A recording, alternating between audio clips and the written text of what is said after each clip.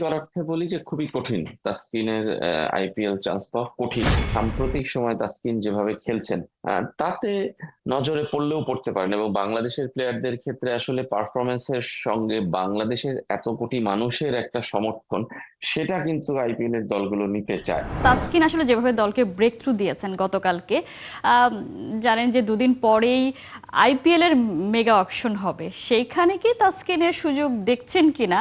কারণ আমরা প্রত্যেক বছরে দেখি তাসকিন সুযোগ পান, এনওসির জটিলতার কারণে তিনি যেতে পারেন না। এবার আসলে কি মনে হচ্ছে?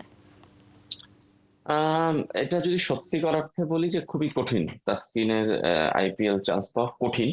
তবে এবার যদি বলি যে এই টেস্টে কিংবা এই সিরিজে কিংবা সাম্প্রতিক সময় তাসকিন যেভাবে খেলছেন তাতে নজরে পড়লেও পড়তে পারেন, এবং বাংলাদেশের প্লেয়ারদের ক্ষেত্রে আসলে পারফরমেন্সের সঙ্গে বাংলাদেশের এত কোটি মানুষের একটা সমর্থন, সেটা কিন্তু আইপিএল এর দলগুলো নিতে চায়।